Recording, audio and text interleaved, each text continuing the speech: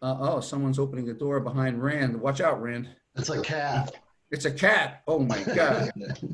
Well, this conversational thing is going to work out great. Cinema verite. Yeah. Okay, well, I'm going to start with just a couple of introductory remarks. I think it's wasted on you guys, but I'm going to go ahead. Does anybody not know that on July 3rd, Disney Plus TV is going to show, for the first time history, premiere the movie Hamilton? I think we all know that. It's very easy to sign up for Disney TV Plus. Yes, I misspoke. If you haven't got it, just Google Disney TV Plus. And boy, Disney will make it easy to buy into Disney TV Plus. It's $6.99 a month, and they'll try to upsell you to $12.99.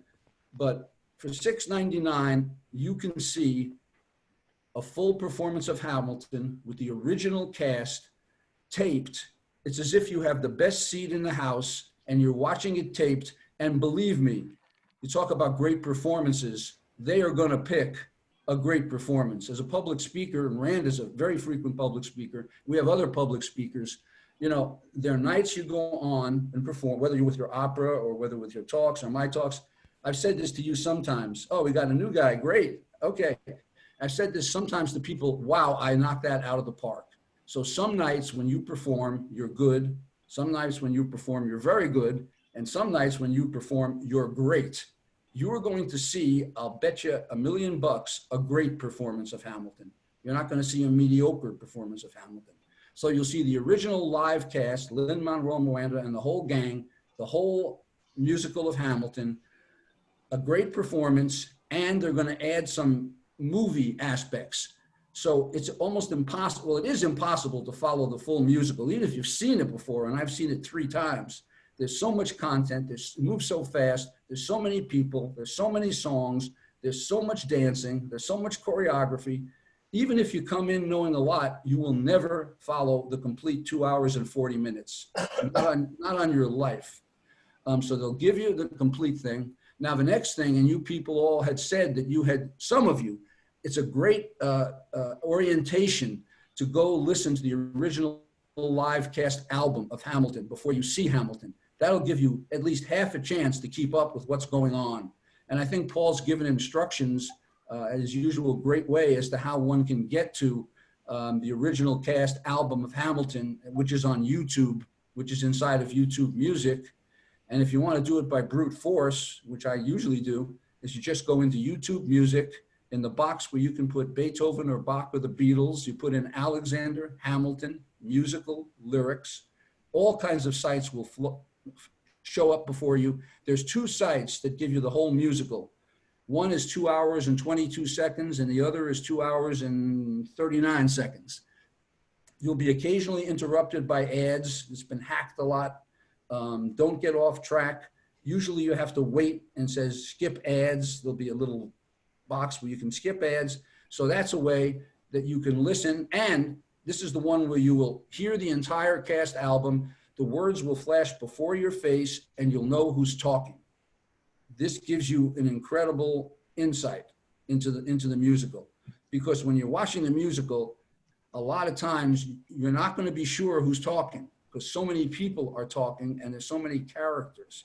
So even if you catch all the words, which is also impossible if you're trying to come in cold, you wouldn't know who's talking. Okay, that's the end of my introductions. Now get down to the heart of the matter. I'm going to talk about people that were very important to Alexander Hamilton, very close to Alexander Hamilton, very important in the American Revolution, and most of them you've never heard of in your life. Yes, Paul.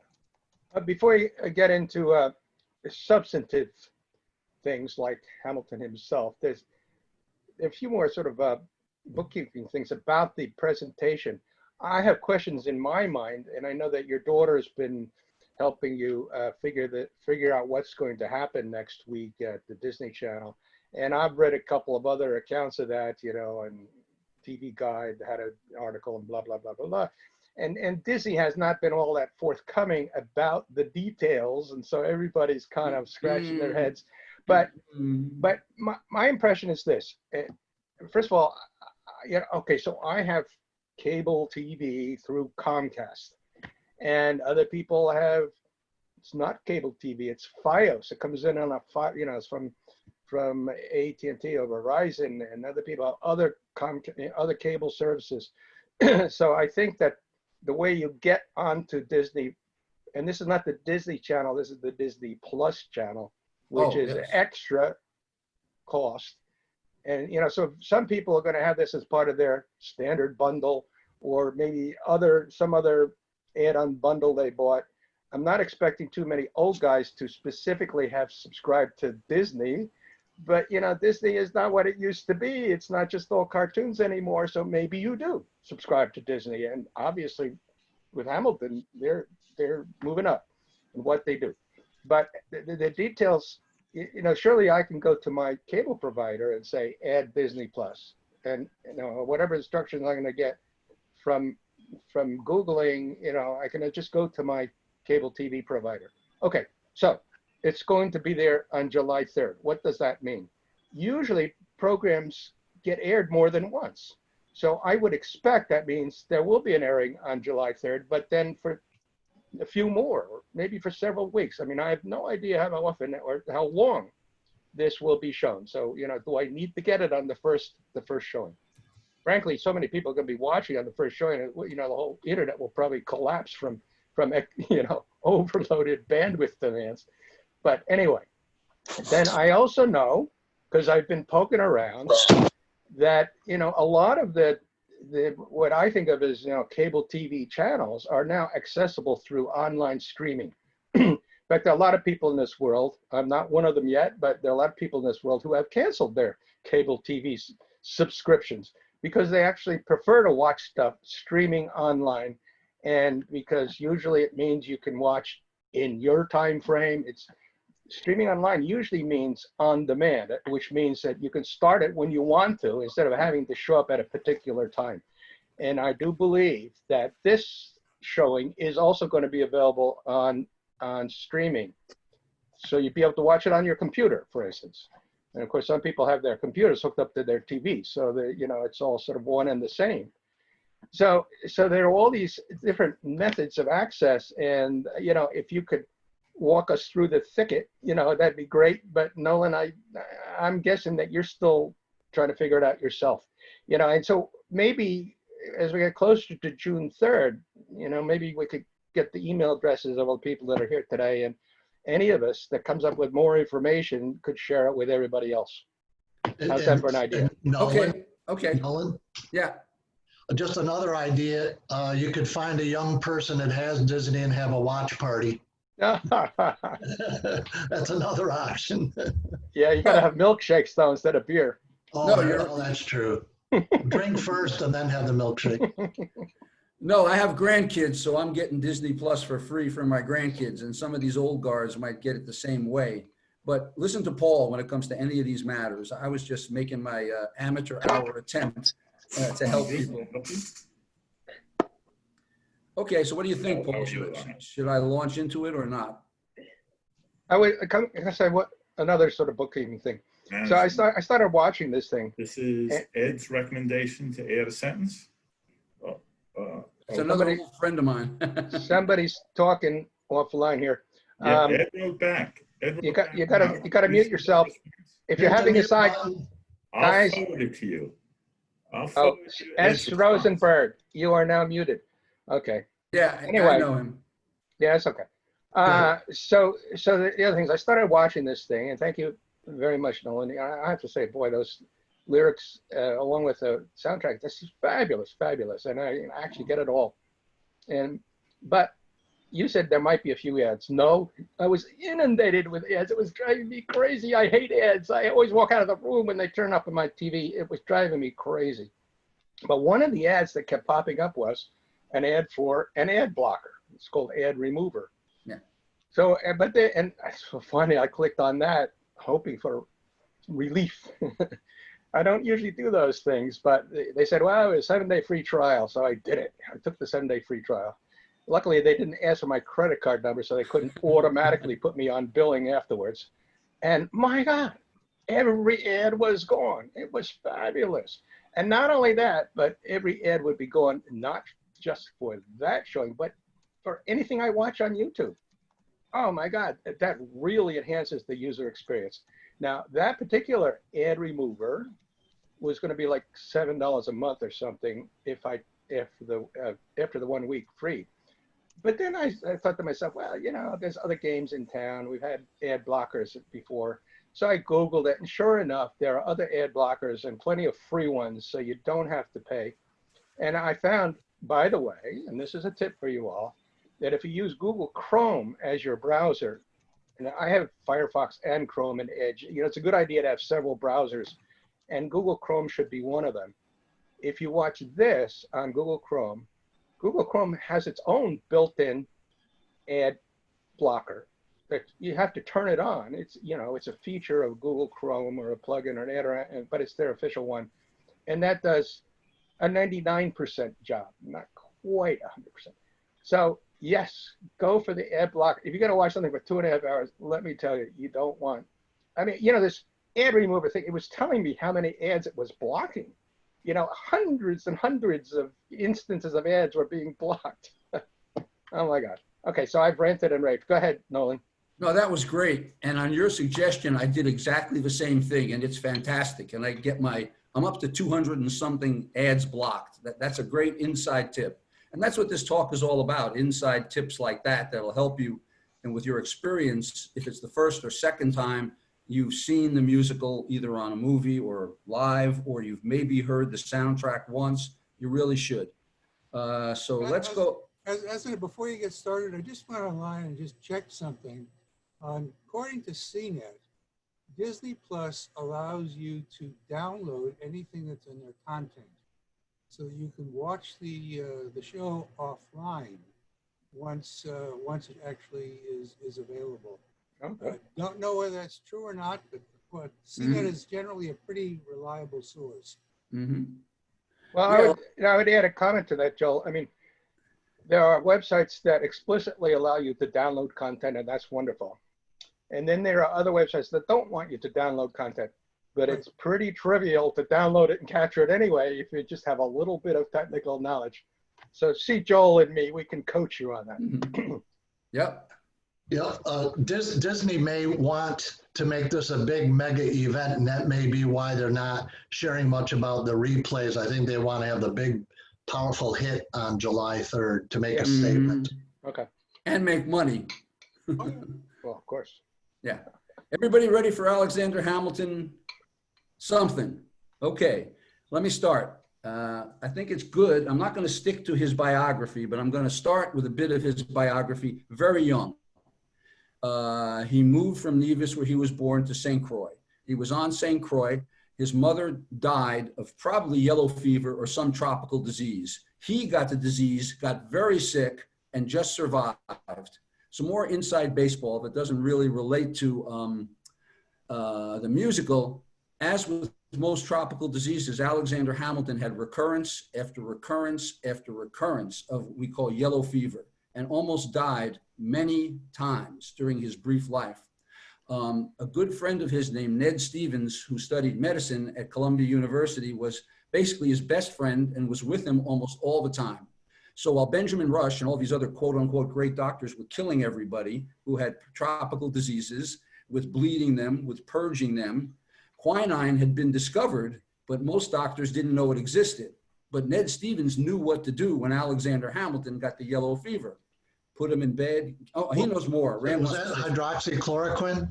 Yeah, that's right. That's right. That's right. That's right. That's right.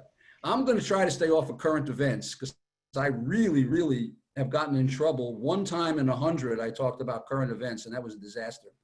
But anyway, he saved his life multiple times. Put that in the back of your head. It's not mentioned in the musical. What do they say in the musical? I'm throwing some knowledge. I'm throwing some knowledge. I didn't go to college, but I'm throwing some knowledge. It goes on and on like that. So he works in Beekman and Kruger. Beekman and Kruger is a massive trading merchant organization.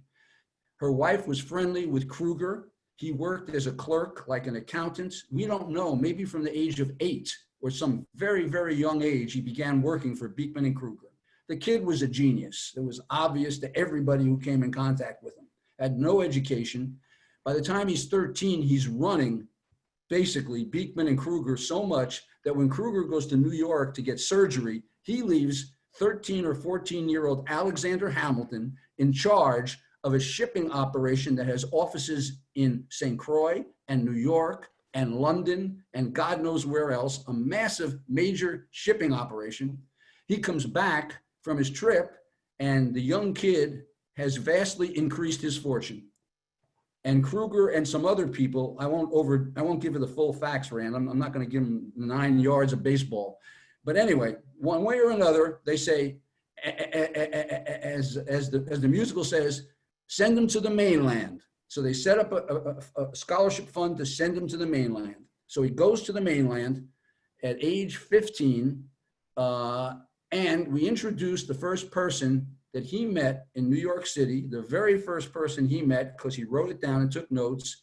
And one of the key characters in the musical, remember my name, Hercules Mulligan. Remember my name.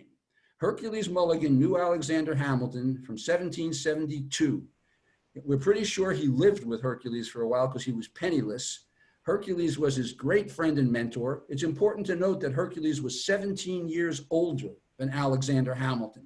Some of these other guys we're going to introduce, Hamilton is now a teenager. A lot of these other guys that became his friends were also teenagers, but Hercules Mulligan was 17 years older. So more like a big brother, probably.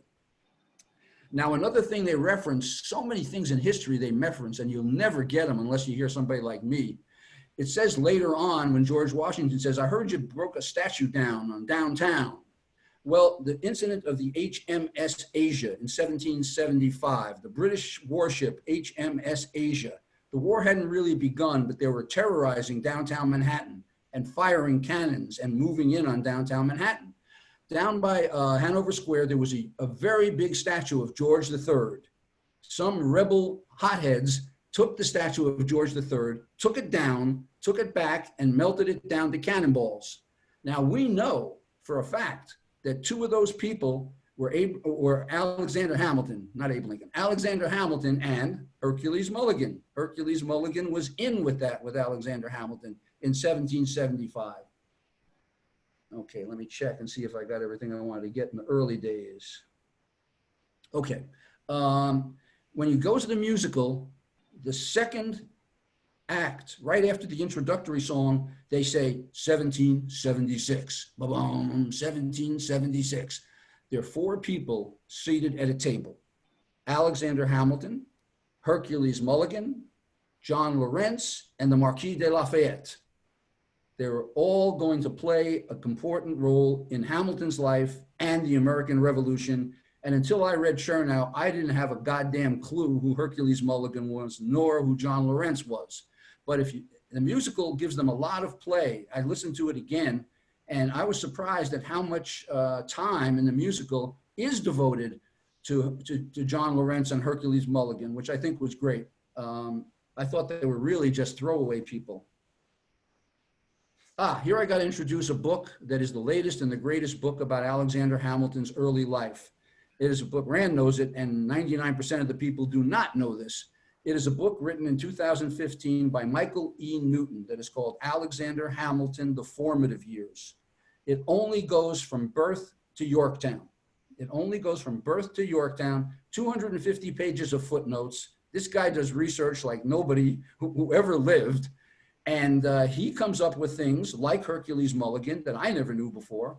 And these all were incorporated into the musical because the inspiration for Lynn writing the musical was reading Ron Chernow's Alexander Hamilton in 2009.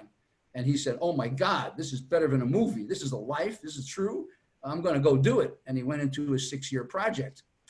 So that's where you get into what I would call in the second chapter of Michael E. Newton's book. I don't know if the second chapter, Rand, you can correct me. Anyway, there's a chapter in the book called In His Excellency's Secret Service. In His Excellency's Secret Service. And then we learn who was the greatest spy of the American Revolution by far? Hercules Mulligan. A great spy is never uncovered. He's never unmasked. Nobody ever learns his identity, and he does great work. Hercules Mulligan was the tailor to the entire British High Command in New York. And they were very fond of their uniforms, and they were constantly showing up to their favorite tailor, and they were constantly talking to each other, ignoring the servants, like the tailor who's there running around, and talking about all kinds of things. One night, a British general says, I want you to give me my best uniform, because I will be capturing George Washington tomorrow. Oh, the tailor says, and how are you going to do this, and where are you going to do it? And he told him. So Hercules Mulligan saved George Washington's life. We know of at least two documented occasions where Hercules Mulligan saved George Washington's life. Now, part of being a spy, another good thing to know is Beekman and Kruger was a huge shipping company. Hercules' brother worked at Beekman and Kruger. So he would know the rumors going around the docks. Hey, the British are sending out a fleet tomorrow. Oh, really? Okay, where are they going? Oh, is that right? Oh. So his brother was collecting all kinds of intel. Hercules was collecting all kinds of intel. And talk about speed of relaying information. I don't know if you guys have ever been to a place called Washington's Rock in Bound Brook, but I have, and it's not very far from where we live out in Jersey, not all you New York City boys. But anyway, you go to Washington's Rock, and on any day except the cloudiest day, you can see downtown Manhattan from Washington's Rock. So at Washington's Rock, just like in Boston, 1 if by land and 2 if by sea, there were signals coming out of Francis Tavern that they could see from Washington's Rock of some of the intel of what the British were up to. Then they had what they called the beacons. There was a beacon at Washington's Rock, which is a 14-foot high kind of pyramid full with wood that was built to military specifications. And you would light the beacon to send a message. There were at least 14 to 17 beacons going all the way to Morristown from Washington's Rock. So George Washington was getting almost real-time intelligence on what the British were doing. Forget about the turn bullshit. I'll say that straightly. And Rand is nodding his head as a historian. There's very little truth in turn. These Long Island amateurs were really not great at being spies or giving information. They talked about their worthy friend in New York City, probably was Hercules Mulligan. Once in a while, they got to the city to talk to the real deal. Washington, again, Newton is great on documentation. Washington wrote a letter, or we have a quote from Michael Newton, which I will paraphrase. That spy ring in Long Island, their information is too late and too little. If the French didn't like them, I'd fire them. So that's the great Secret Six. They weren't quite so great. I got to give you these little pieces of history just to throw in a little spice for you.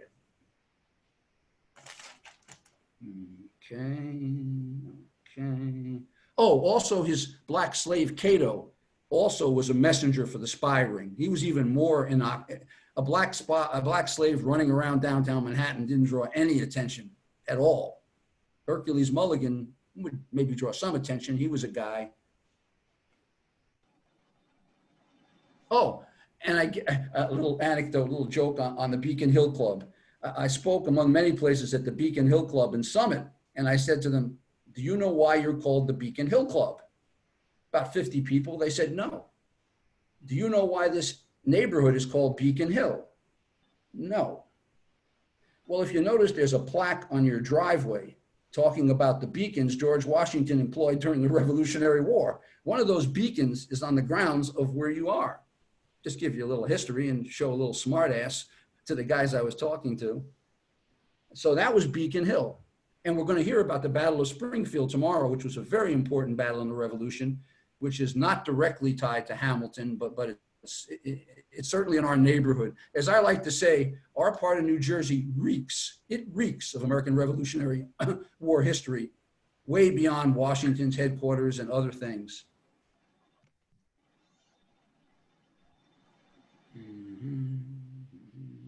You know what? Yeah. Let me just interject that everybody's welcome to that talk tomorrow, whether you're a member or not. Yes, you guys are welcome. Yes. I'll put the URL into the chat if you know how to get there. Okay. Click the chat button at the bottom of your Zoom screen. Paul is great in all things. Where was I going? I was going to take a look at my notes and say, when did George Washington first become aware of the existence of Alexander Hamilton?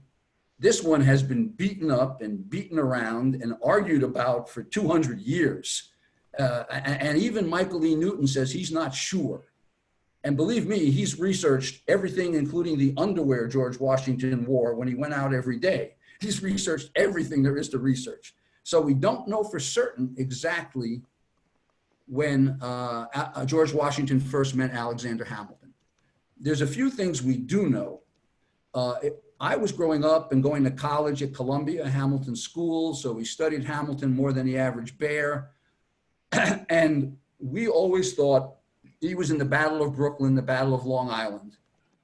Michael E. Newton proves conclusively that he was not at the Battle of Brooklyn or the Battle of Long Island. So he couldn't have heard about this dude, Alexander Hamilton, because of the Battle of Long Island, the Battle of Brooklyn.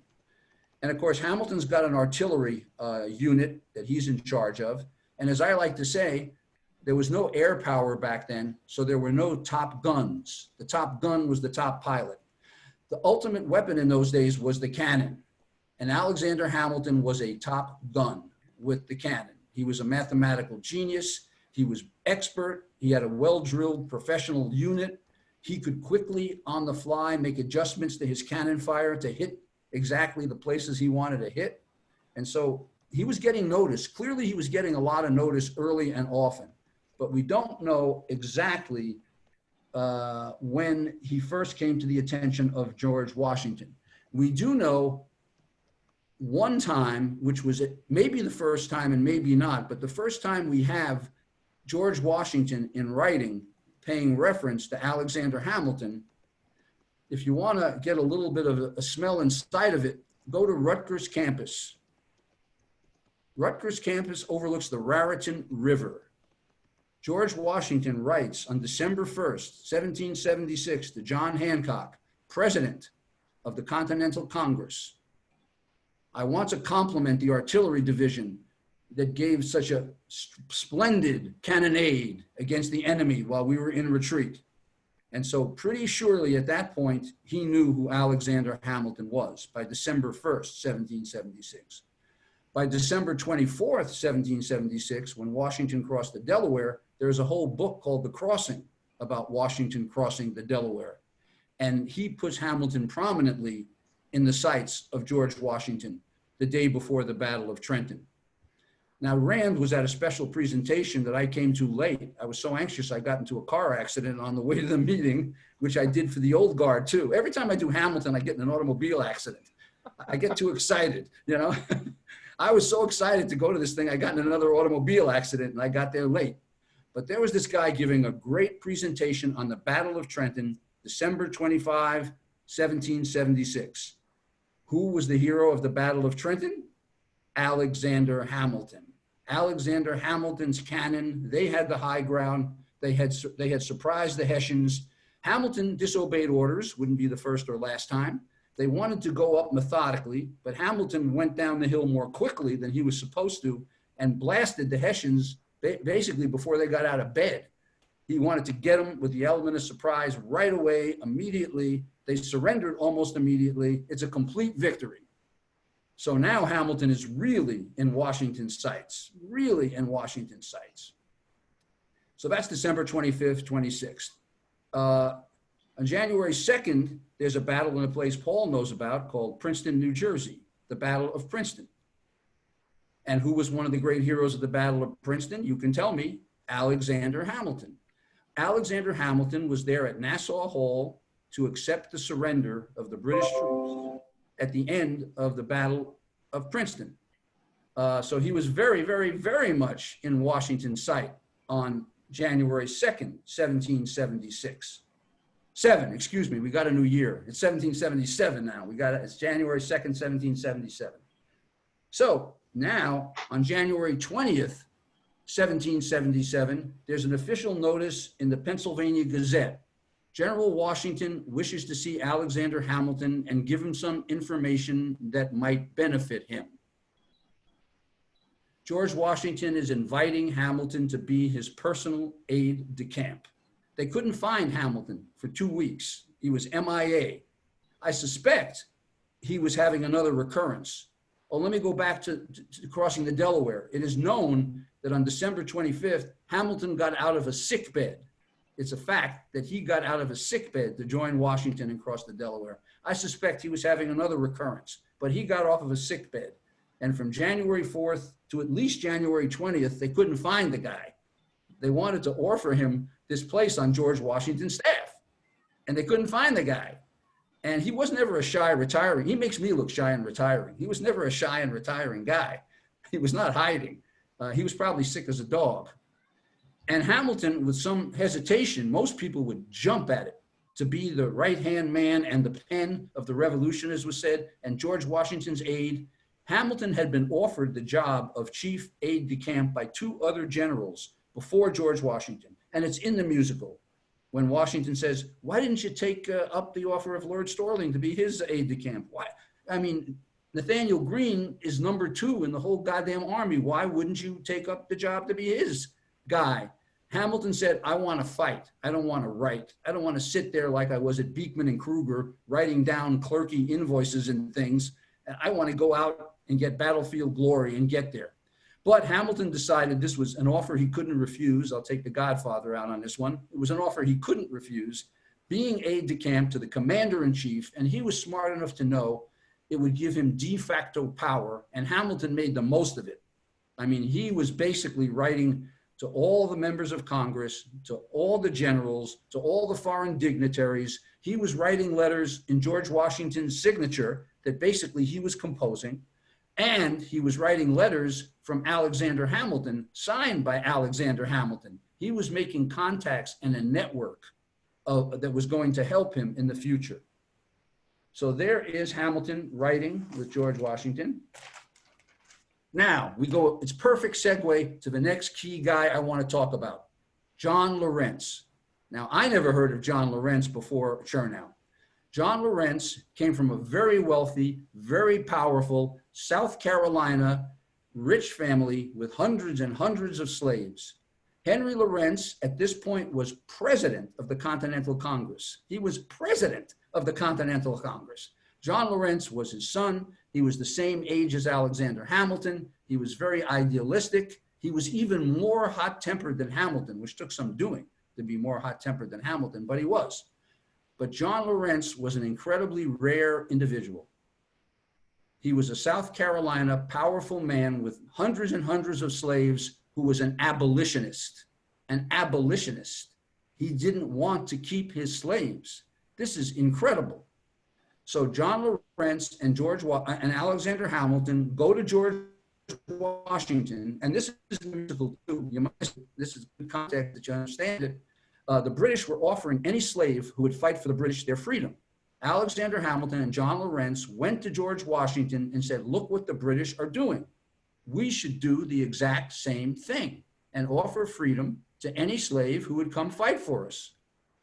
And George Washington said, sounds, not bad. I can use all the troops I can get. Sounds pretty okay to me, but I got to take it to Congress. And he took it to Congress. And of course, there it was shot to pieces and never came to fruition. But it gives you an idea of the friendship between Alexander. He was his best friend. I mean, if you go to Washington's headquarters and you see the little bunks where these aides slept, they slept almost side by side.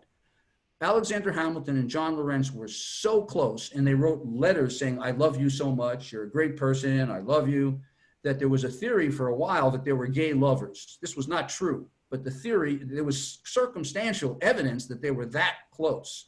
They were like in each other's shadows. So now let's fast forward to the Battle of Monmouth Courthouse, 1778, the longest pitched battle in the American Revolution, 5 hours. Charles Lee was the #2 commander. He didn't want to have this battle at all, but he said, because I'm second in command, I demand that I command the assault. So not Laurence, excuse me. We're going to get to him in about 1 minute. So Lee, quote unquote, led the assault.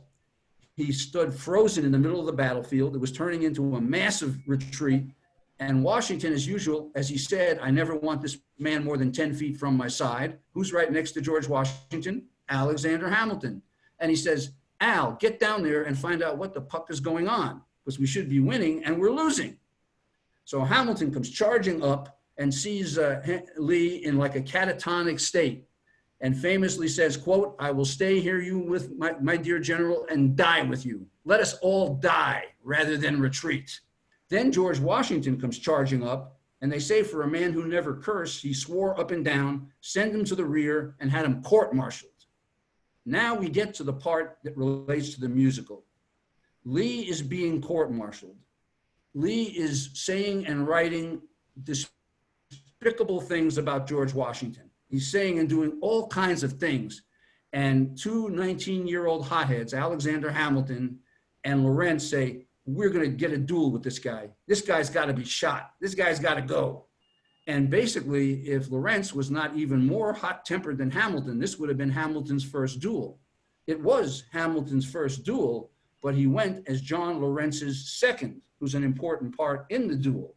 So John Laurence's second is Alexander Hamilton. Who was the other second? Aaron Burr. You heard of him, Aaron Burr? So they're talking, and I think this is accurate. Aaron Burr says, dueling is stupid. Dueling is childhood. What are these two guys dueling for? This is so stupid. And Hamilton says, let's get it on. Let's smack down. So they conduct the duel, and one of them is wounded in the side, and they have satisfied their honor. And I would say, this is just a guess, an educated guess, if John Laurence had not challenged him to a duel, Alexander Hamilton would have. But John Laurence was more hot-headed, as I said, even than Alexander Hamilton. And you'll see that as a scene in the musical and the movie. Now we come to 1780, and they're looking for a man to be the minister to France, which is an important, there's a dude called Ben Franklin over there. This is an important assignment. John Laurence is to be the minister to France. John Laurence, again, breaks protocol, and he says, no, I am not the guy to send to France. The guy you should send to France is a guy who speaks French fluently. French is his native language. That would be Alexander Hamilton. He's the guy you should send to France. Then the guy we're going to meet later, the Marquis de Lafayette, a Frenchman, says, you know who you should send to France? Alexander Hamilton's the guy you should send to France. But in the end, as George Washington was to do many times and was to get Hamilton mad, he would veto assignments for Hamilton that Hamilton wanted, many battlefield ideas and other things. Washington, he was too indispensable, as they say. He became the indispensable man. Washington had paperwork that would kill a horse, and Hamilton was a genius at the written word, at the oral word. Washington could say, you know, go up to Albany and have a big negotiation, and he wouldn't need directions. He'd know what to do. And he'd come back and have done a better job than Washington could have done in most of these situations. So he was denied. Laurence goes to France in 1780. He comes back before Yorktown in October 1781. He's there before Yorktown. He goes after Yorktown Redoubt number 10. He goes to Yorktown under the command of Alexander Hamilton. He was in his unit at Yorktown and was with him. They were so close. And here we get to a tragedy, a real tragedy. There are a few tragedies. There are a number of tragedies in this thing, but this was a few tragedy for Alexander Hamilton. Laurence was such a hothead that after Yorktown, they were still having skirmishes after Yorktown. And there were some skirmishes down in South Carolina. And in this skirmish in South Carolina, John Laurence leads a charge and is shot dead.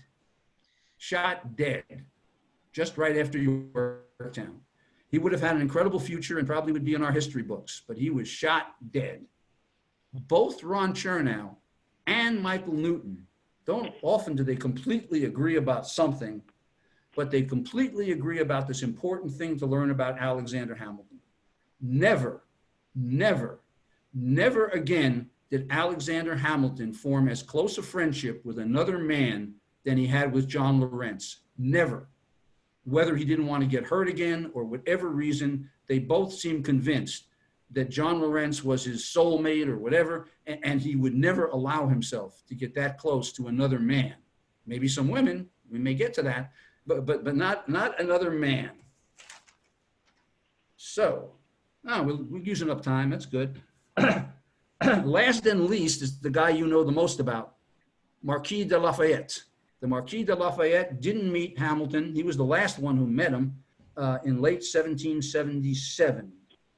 And he joined George Washington's family, which I never mentioned, but I should. You've heard it in every Hamilton talk. George Washington's family was hugely important.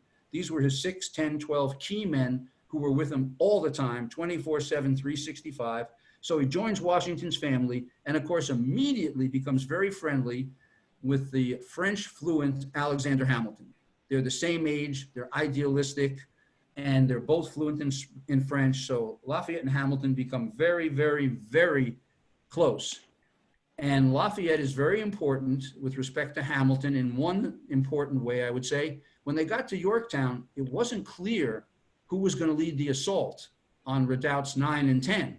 George Washington originally was not going to have Alexander Hamilton lead one of the two assaults. The guy who led the other assault was the Marquis de Lafayette. And the Marquis de Lafayette says, I demand and insist that you have Alexander Hamilton lead the attack on redoubt number 9. He had the opportunity and he made the most of it. He led a nighttime bayonet charge with no bullets and took the redoubt almost without loss of a man, and he became a wartime hero, which is what he wanted. Okay, that's what I wanted to say, and we've used up a good bit of time.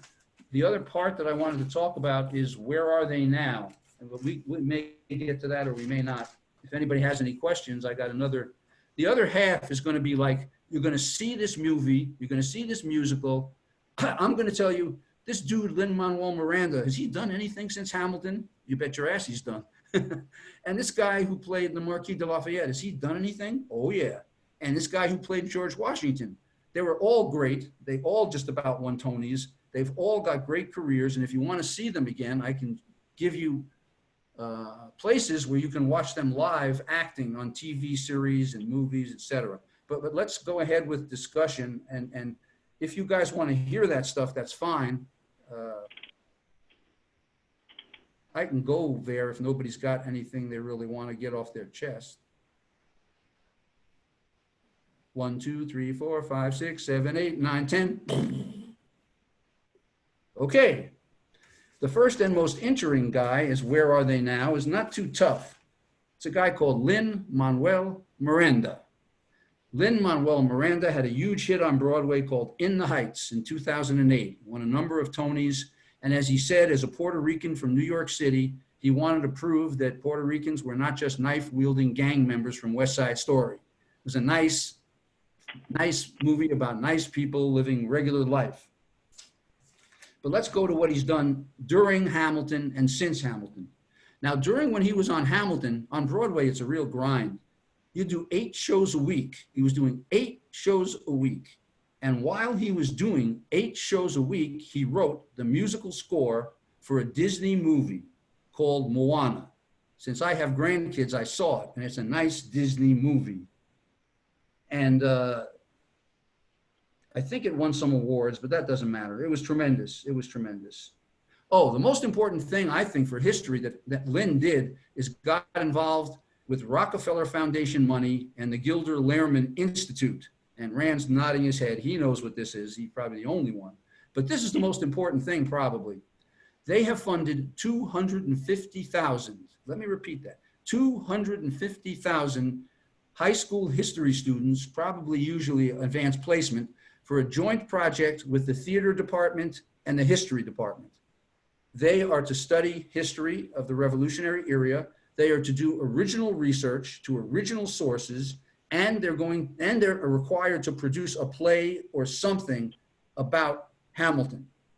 And when Hamilton first came out in 2015, 16, 17, when Hamilton Mania was at its peak, millions, and I mean millions, of kids and adolescents had memorized the entire soundtrack. It was Hamilton Mania, just like Beatlemania you heard about from the other guy. It was Hamilton Mania. And Hamilton took advantage of that to launch this program. I was getting my picture taken with kids after I talked like I was a celebrity or something. I said, yeah, I'm just a guy here. You know, I'm just one of Rand's lieutenants. You know, I'm not the world expert on Hamilton. But they were just going bonkers. Matter of fact, I got to tell you, because I love these anecdotes, they make things. There was one, I was in 15 different libraries talking about tons of different subjects, but Hamilton was one of them, usually the first one. There was this one librarian who was a little of a control freak, to say the least. And like a 6-year-old kid, he must have been 6 years old, no more. He's got the Hamilton Revolution book. He's coming in to see me. And the librarian says, no, you can't come in, you're too young. I said, he's coming in. He said, no, he can't come in, he's too young. He won't follow. What are you doing? I said, look, when I was 6-year-old, I could have followed this. This kid can follow it, he's coming in. And she said, no, he's not coming in. And, you know, finally being Nolan, you guys may not be too surprised. I didn't punch her, but I said, you've got a choice. Either he comes in and I come in, or you throw him out and I leave and you have no speaker. So make your goddamn choice.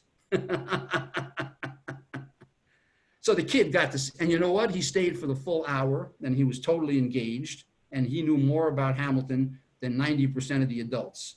And this is how we've changed a generation. These kids are like hooked, not just on Hamilton, but a lot of them on American history. That's probably the most important thing of all.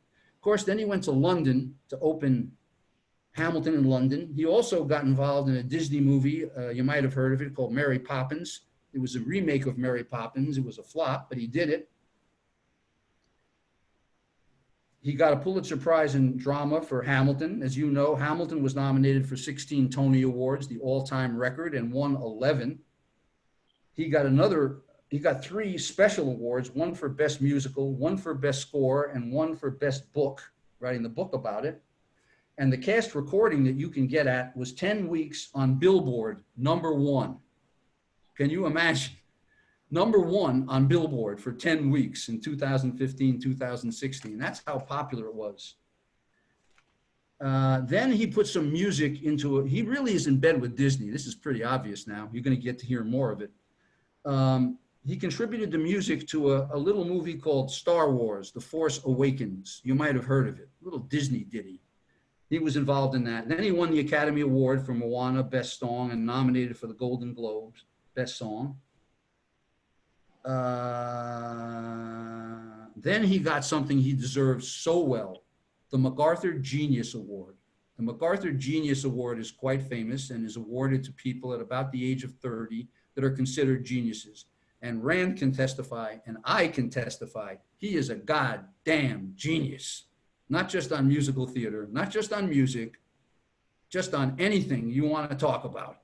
I mean, he's nice. He's the same guy you see on TV. He's quiet. He's self-assuming. You can see Rand nodding. And he's that guy. What you see is what you get. But unbelievable. What else do we got on Lynn? He's a workaholic. I probably left out a lot. Hey, Nolan, can I share one thing? Sure, absolutely. I want you to. Yeah, Stephen Sondheim said that after hearing the Hamilton musical, that Lin-Manuel Miranda forced him to up his game substantially. So that's one of the greatest compliments I could think of. Stephen Sondheim. You broke up when you gave the quote. What Stephen Sondheim said was that Lin-Manuel Miranda's Hamilton musical was so stunning, so complex, so sophisticated that Stephen Sondheim said he had to raise his own game, that Lin forced him to raise his game, which is a great compliment. Yep. He raised the bar.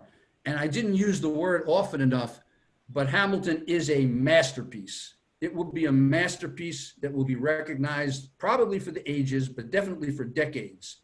And I've just given you a little bit of the subtlety that's behind this. He's got so many double entendres and triple entendres, and there's so many things that he gets in there is unbelievable.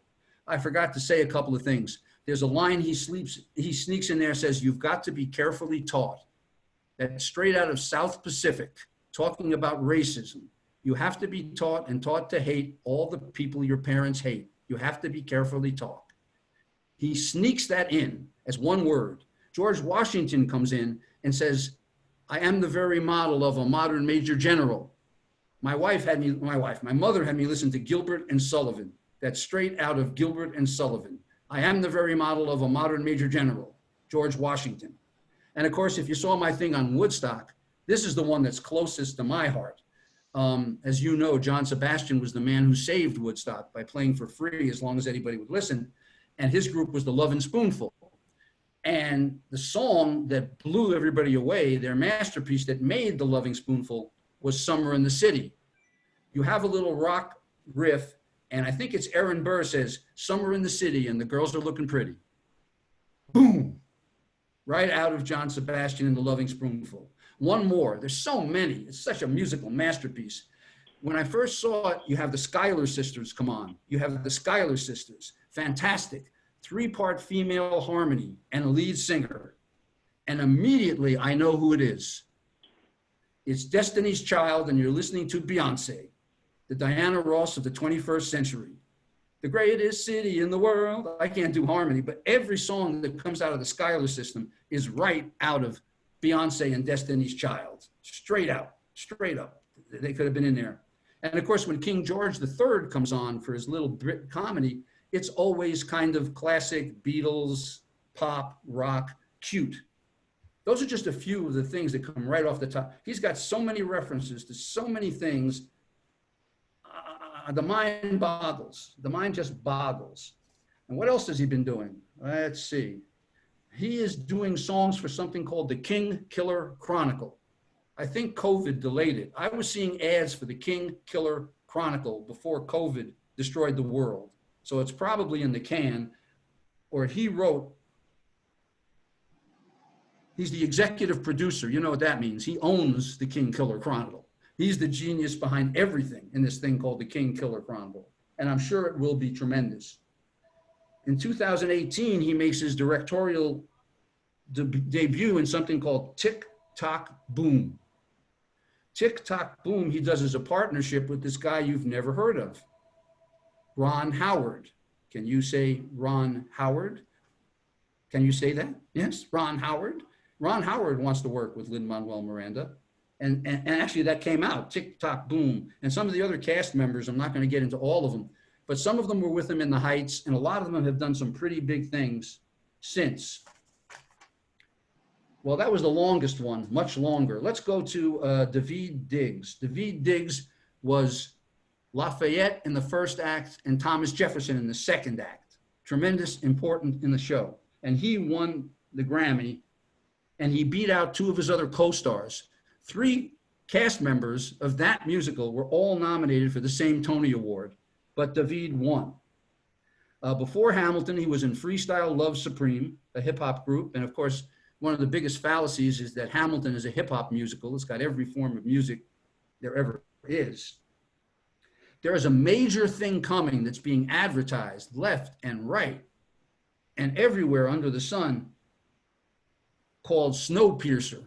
And I've seen this thing advertised, and he is the star of Snowpiercer. You'll see that. Also, there's a new movie about John Brown that's being advertised tremendously. He's going to play a minor part, the second most important part to John Brown, a guy called Frederick Douglass. You might have heard of him. So he's going to be Frederick Douglass in the John Brown movie that's coming up. Unbelievable what he's been doing. And that's just it. Oh, David Diggs. I love a TV series called Blackish. I don't know if any of you other guys love Blackish or have seen Blackish. I like it a lot. Anthony Anderson has become a superstar off the back of Blackish. But there's a recurring character in Blackish, his wife's ne'er-do-well brother. Yes, that's David Diggs in Blackish, major TV series. So his career is doing fine. Let's go to George Washington. George Washington, I love this TV show. I don't know if any of you watch this TV show. It's very popular. It's called Bull. It's about a psychological profiler of jurors during trials. Bull. The co-star of Bull is George Washington. Oh, wait, what's his name? I forgot his name. I should remember his name. Anyway, it's George Washington. Jackson, yeah. He was in The Lion King. You might have heard of it. These guys did some shows. He's done The Late Show with Stephen Colbert. Oh yeah, he was like the senior citizen of the entire cast. Before every performance, he was like the godfather. He was the leader of the pack. Before every performance, he had them all hold hands, bow their heads, and pray. So he was the cultural, spiritual leader of the entire troupe, which I thought was interesting. I got in one of those background shows. There'd been a lot of them. That I thought was interesting. Now, Angelica, Renee Goldsworthy, she's the oldest person in the cast. She was born in 1971. And she won the Tony for the Best Actress. Before she went to Hamilton, she was the best known by far of all these people. She had been in The Color Purple. She had been in The Good Wife. She had been doing Shakespearean work. She was doing As You Like It. She had done Love, Labor's Lost. She had done Two Gentlemen from Verona.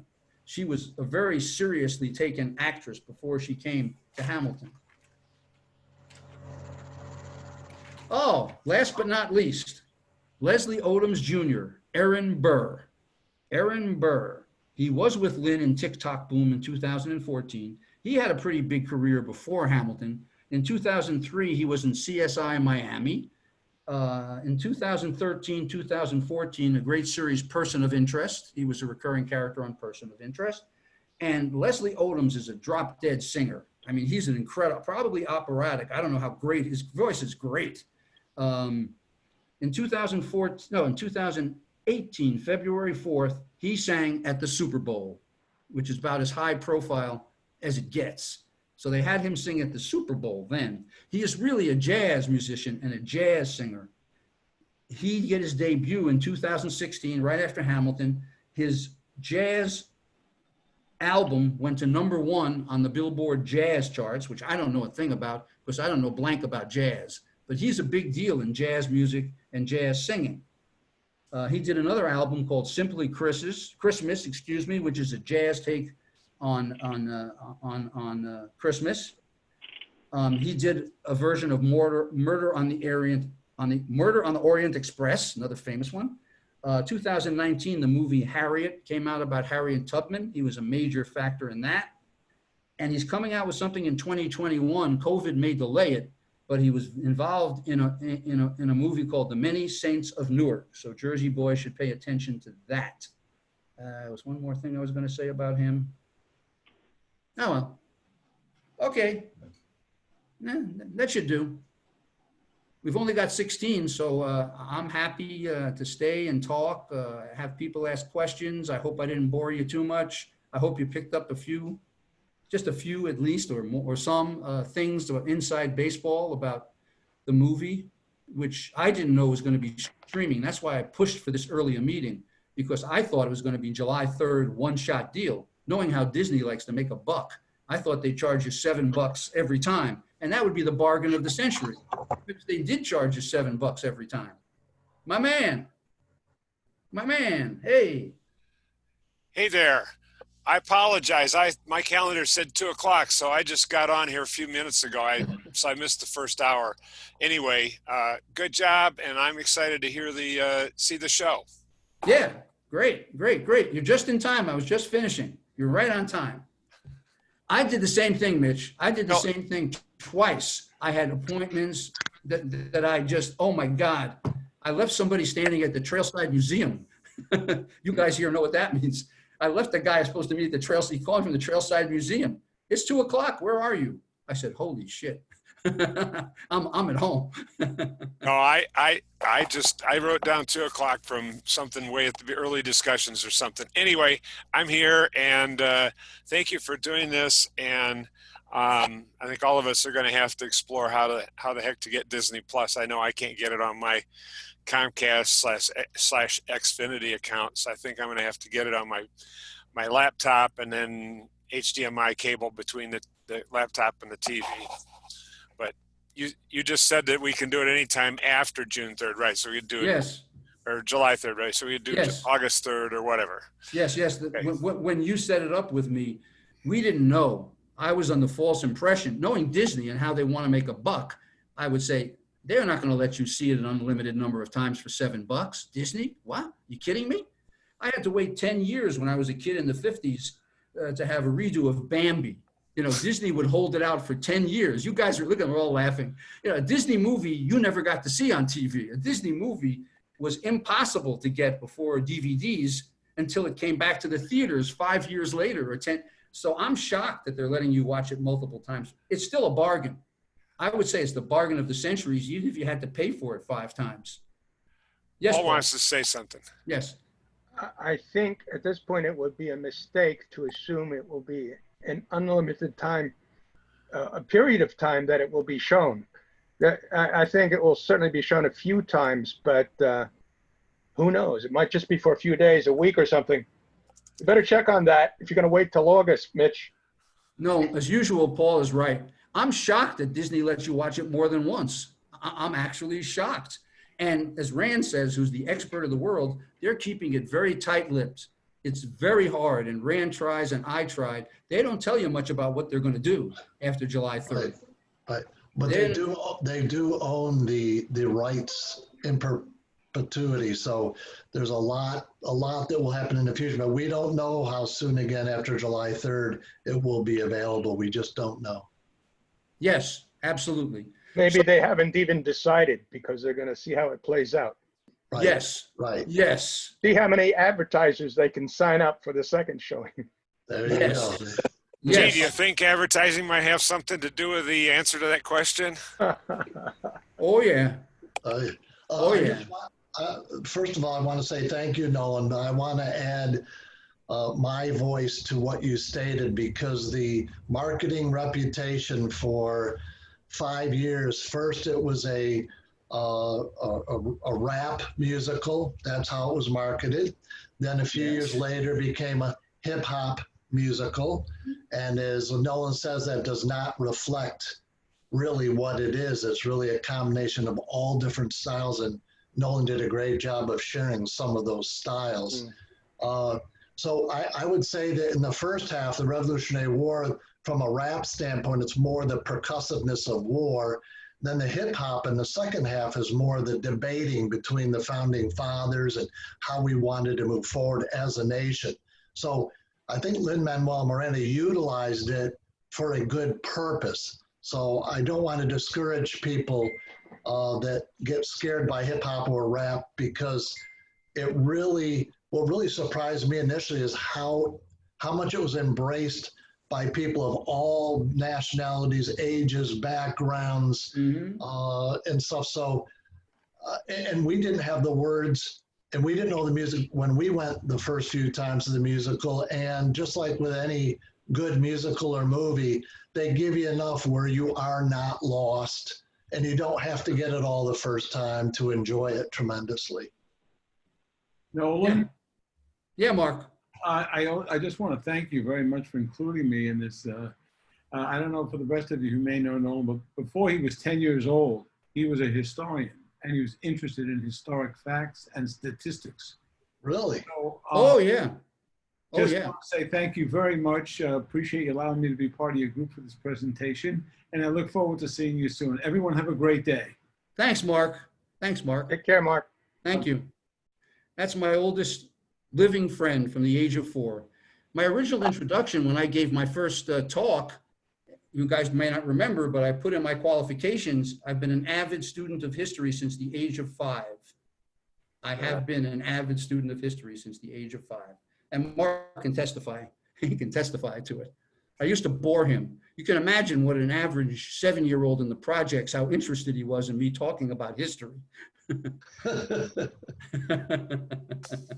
Nolan was, there was a period where the Dutch were, I'm from Holland originally, I was born there, were, thank you, involved in financing the Revolutionary War. And Ben Franklin ended up living in Holland for a while. Is that the truth? Well, I think you're conflating two people.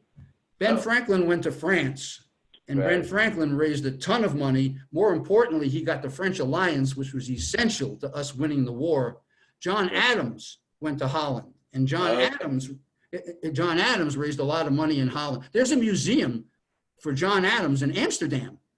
Yeah, he was very well liked, and of course, being a dour Puritan, the hard, tough Dutch, they got along with each other, strictly business, bang, bang, He raised a lot of money in Holland. John Adams raised a lot of money. Franklin raised more in France.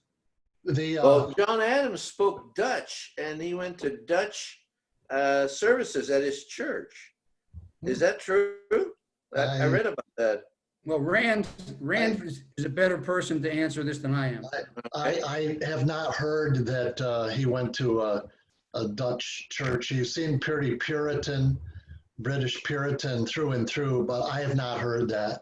But talking about the Dutch were key to the formation of the United States and Hamilton's plans. As some of you may know, the Bourse were the first stock markets in essentially in the world. And the success of the Dutch then led to Britain, where, has any of you heard of William and Mary College?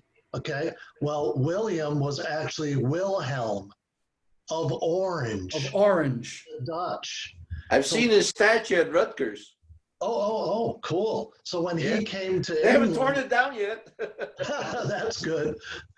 So when he came to England with the expertise of the Dutch in trading and commerce, then it was another swirl and improved it further.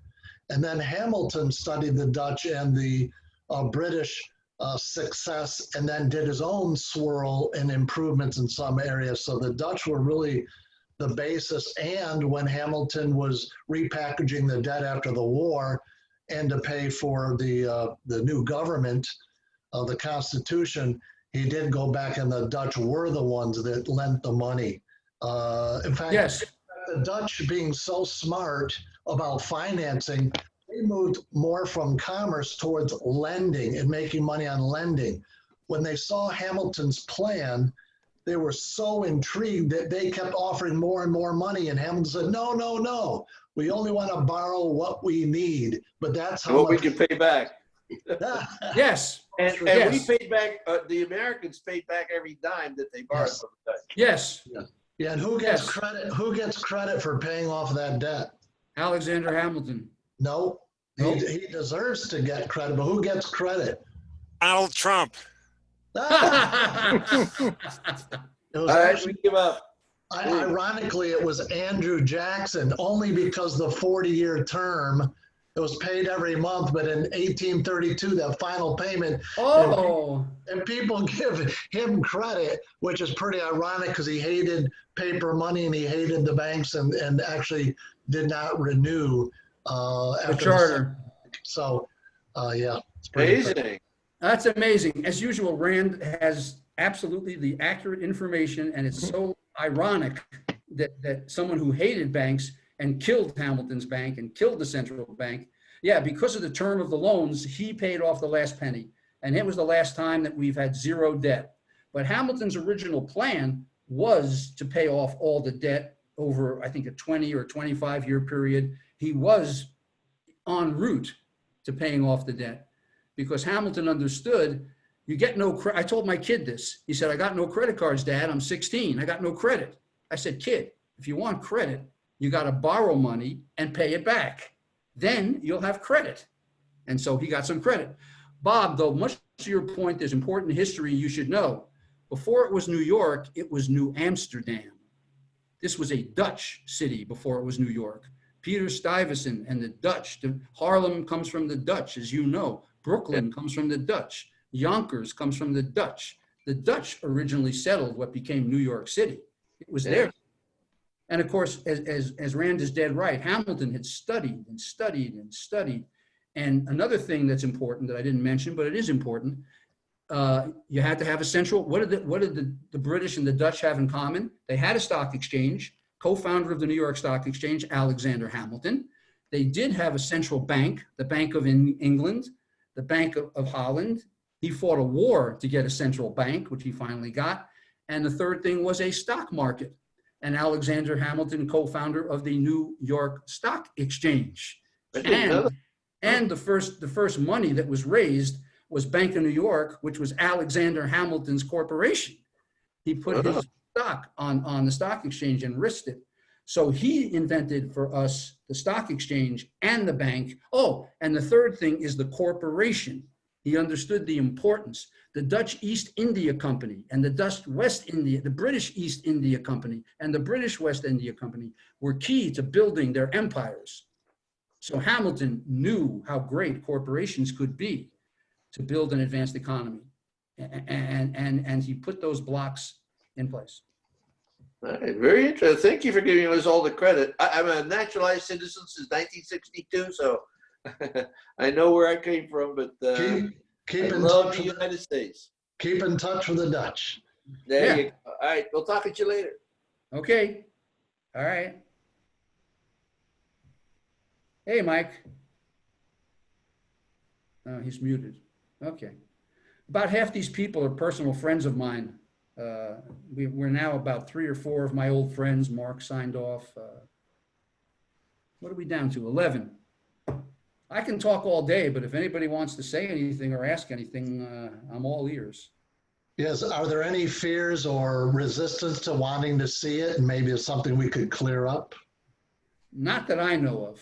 Okay. Not that I know of. They've heard a lot about Hamilton over the years from me, and I know, I'd say dozens of members of the old guard who went to see the musical in person.